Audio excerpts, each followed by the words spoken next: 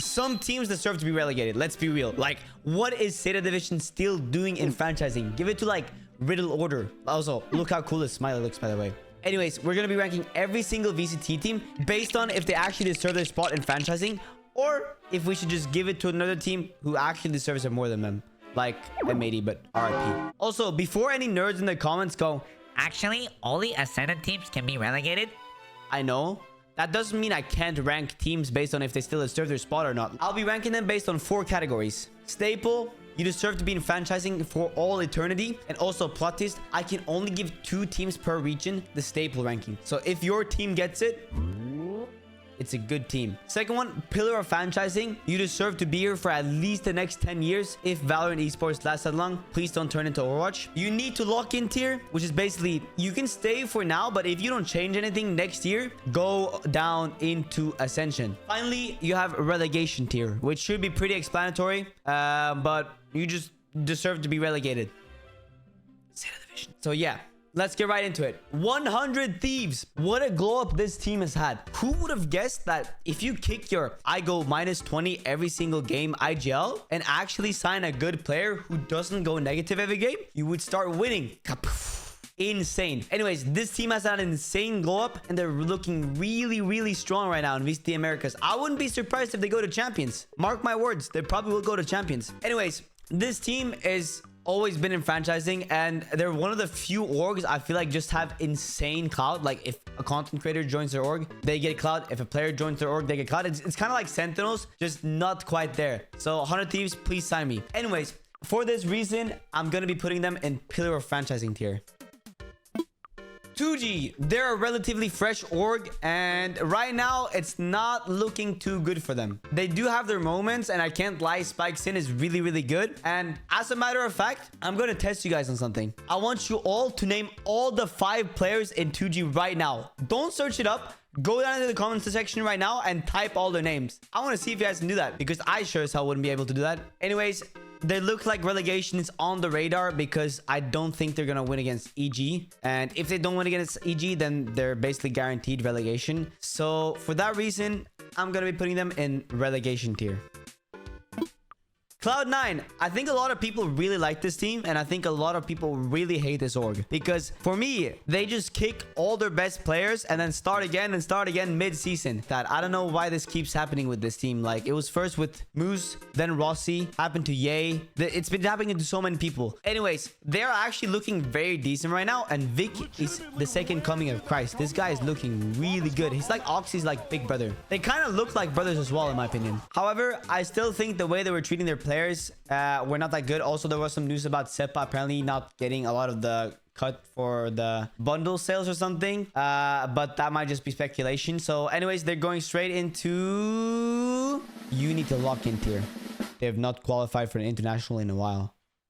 Lock in. EG, I don't really know with this team. They did win champions a long time ago. I was there, I actually saw it. And they also did revive Ye. Ye is actually looking pretty good right now. I'm happy to see my king back and shooting and dropping almost 30 on chamber. It's really cool to see. They also probably have the most iconic coach in the world. Let's be real. I think everybody knows Potter. I don't think there's any other coach that matches her clout. Maybe Kaplan, but that's about it. Oh, also Mini. Mini's a good shout. And for that reason, I can't lie. Yeah, yes, they did contract jail their players, but at the same time, you cannot tell me that they aren't a pillar of franchising because they did win Americas their 4th title, I think. Yeah, 4th title. Furia, they tried and they failed. I'm not gonna say anything more. This team is a disaster class, straight into relegation tier. If anybody says anything other, you guys probably drank like leaded gasoline or something. I don't know. G2, I don't think we've seen a better Ascensions winning team. However, right now they are kind of down in form a little bit because Leaf is sick and the Unk Baby Bay is currently taking over. However, he did hit a really nice ace the other day, which was really cool. But I'm praying that Leaf gets back and that these guys actually win something. Hopefully they win champions. That would be very cool. And honestly, I don't see a world where they will be relegated anytime soon. And so for that reason, I think they deserve the pillar of franchising tier. Leviathan. I've always really liked Leviathan. I think it's just because of their color scheme and like their logo and stuff. And also King is really cool. With their new pickups of Sato and Okeanos, they're actually looking pretty good. Sato is a demon. I didn't know a guy could shoot like this. He might be kind of like my new Hyunmin. Who knows? I don't think I need to say a lot for this team. Latam representation is really needed in this league right now. And there are actually some rumors that we are getting a South American league. And like we're splitting the two, which could be really cool to see. I think we need Lev's fan base in here. Their fan base is insane. I met some of them in EWC and they were really cool. And for that reason, I'm putting them in pillar of franchising tier. Loud has always been one of my favorite Americas teams, and they've also been one of the staples of Americas, especially after winning champions their first 2022 title. And they've just been really solid all throughout the years, except for maybe the last couple of years. But that's besides the point. I think you guys know where I'm going with this. I think Loud deserves the staple ranking, and for that reason, I'm going to use up one of my 2 spots in the staple rank and give it to Loud. Loud deserves it. They are having a rough patch right now, but I think they'll fix it. MIBR has always been one of the teams that have confused me, because you kind of like have a franchising spot, yet you've never really done anything with it. I feel like you've always signed players that are not really cohering together, and then you kind of just lose all your games and become one of the worst teams in Americas. However, they did change that with this year, adding Aspas and Verno and a few others, making the team actually pretty good up until stage 2. They did qualify for their first international title. However, I still think MIBR as an org has been very weird with their franchising spot. Same with another Brazilian team that I already mentioned in the past, Furia. And for that reason, I think I'm gonna put them in you need to lock in tier, because yes, they did qualify for their first international this year if we don't count lock-in, but still they're kind of mid. NRG has always been one of those weird teams that never seem to be able to win absolutely anything. They might qualify for an international, but then they don't really do anything with that international qualification, which is kind of sad, to be honest, because I do really like a lot of their squads in the past. I think they've had a lot of really cool players, and I actually really like the recent pickup of Scuba. I think this is probably their best pickup in a while. Scuba is looking really good, and the team is actually looking like they're meshing together, which is cool to see. That being said, though, I don't think they're gonna win anything soon, which is quite unfortunate. However, I will still put them in pillar of franchising tier, because everybody usually makes fun of them, which kind of adds to the whole VCT Americas franchising thing, which is cool. Crew, I don't think I need to say a lot here. They've always been consistently the best LATAM team in Americas, and they've always just been like the one team everybody thinks of when they think of Latin America, in my opinion. And also, they're owned by Messi and Aguero. So for that reason, I'm putting them in pillar of franchising tier. Sentinels, I don't think I need to say anything here. They were the first team to give Americas their title, and also the holders of the first ever international title, which is really cool. And it wouldn't be a video without me glazing Sentinels. And I can't lie, while their fan base sometimes might be cringe, I am not cringe. I promise I'm a cool Sentinel fan. Honestly, they just are the most clouded team in the world. And for that reason, I think they deserve to go in the stable tier. There might be one team that is more clouded than them, and that's gonna come later, but you make the decision. Also, shout out to Narrate. Narrate is looking juicier than my old gym teacher. VCT EMEA. Anyways, Apex, they did kind of lose all of their games and never seemed to have any hope and doing 15 million roster changes, which is kind of sad because it's a Norwegian org and I'm Norwegian. That's okay though. However, I was thinking about putting them in relegation tier because, I mean, they already relegated. But wouldn't it be fun to piss off the people who don't actually watch the entire video by putting them in, like, pillar of franchising tier? So I think I'm going to do that. Pillar of franchising tier. BBL. These guys are honestly a treat to watch, and I feel like they're getting better and better right now, which is really cool to see. And I'm really glad they're doing good in EMEA right now, because they're one of the few EMEA teams who I actually enjoy watching, which should say a lot. I think this league is one of the most boring leagues in the world, especially when you have teams, Fnatic, who waste time until the last second and then go plant. And BBL has just been a really nice change of pace. For that reason, I think they deserve to go into pillar of franchising tier. Also, their fan base is really crazy. So, Forza BBL. Fnatic, I don't feel like I need to say anything here. They're EMEA's hope. Good luck finding a better team in EMEA. And good luck finding a team that has better history in EMEA than Fnatic. So I'm using up one of my staple tiers. Bada bing. Foot. If you told me, hey, think of a Turkish org or think of Turkey, I would immediately think of Foot. I wouldn't even think of kebab. I would think of Foot first. Amana Koydon. Sorry to all the Turkish people who actually know what that means. Anyways, Seni seviyorum. I do love Foot, and I think their fan base is really crazy. And I just think they're always been a pillar of the EMEA franchising league, and they've also been very good in general. And for that reason, I think I'm gonna put them in pillar of franchising tier. Gentlemates, these guys relegated. I'm sorry. I'm actually not sorry. I think it's really nice to see them relegated. And for that reason, I'm putting them in relegation tier. You might be asking, Pony, why don't you like Gentlemates? Well, I queued into one of their players a long time ago, and he was being a bit weird. That's all I'm gonna say. Giant Eggs, they've always been a dumpster fire. However, they were the only team in franchising that had a Norwegian player, which is cool. I'm still gonna put them in relegation tier because while they're looking better, their entire org this entire time has just been kind of meh at getting together a good team. So yeah, Carmine Corp. This one was really hard for me because I feel like they really deserve that staple tier. They've always been really, really good. And they've always just had cool players, in my opinion. And their fan base is insane. Shout out to you, Le Bleu. Anyways, that being said, I feel like there's one team that deserves it a bit more than them in EMEA, especially due to recent times. So for that reason, Carmine Corp, I'm putting you into pillar of franchising tier. Koi, get them out. They don't deserve the spot, please. I don't know why they kicked Soulcast. He was their best player. They just fucked up the team even more. Relegation tier. Navi, I feel like this team has always been very close to qualifying for a lot of international tournaments and doing really good. However, there's always one common denominator in the team who usually goes minus 20 or something like that.